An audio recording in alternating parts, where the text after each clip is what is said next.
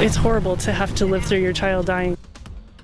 Tonight, flowers and a name marker indicate a spot where a baby is laid to rest after her parents refused to get that infant medical attention, saying they believe in faith-based healing. Welcome to KOIN 6 News at 11. I'm Jeff Gianola. And I'm Eileen Park in for Jennifer Hoff tonight. Now, investigators are working to figure out if the teachings of a local church are to blame for the death of a child.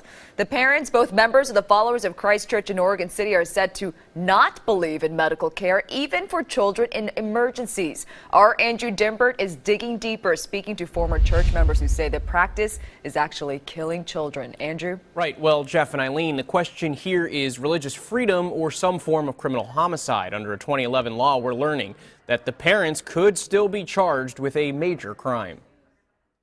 It's horrible to have to live through your child dying. Susie Shoemaker left the Followers of Christ Church in the late 90s. Scripture is you shouldn't put your faith in doctors.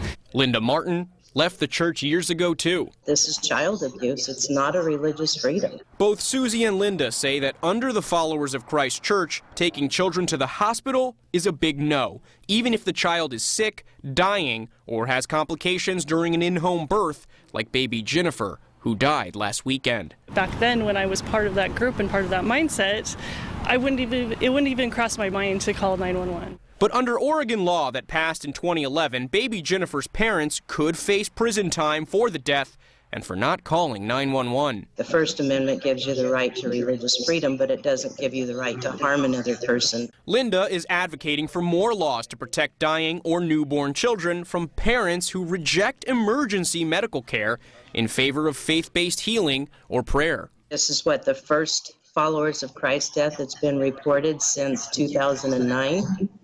So I would say, yes, it is working. Interestingly, baby Jennifer has a twin who survived Sunday's home birth and is now in the care of medical professionals in the ICU. As to why that twin is receiving medical care, but baby Jennifer did not, Linda believes it's because of that Oregon law meant to protect children from spiritual treatment. The parents would have refused medical help for even the second child, and law enforcement, they could not have helped.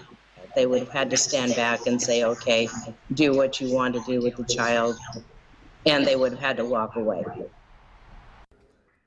And baby Jennifer's family is no stranger to home birth deaths and even prosecution. Jeff, Eileen, the baby's aunt and uncle, also members of the Followers of Christ, are currently serving a 6-year prison sentence for the death of their infant son. Andrew, thank you, and we're going to continue to follow all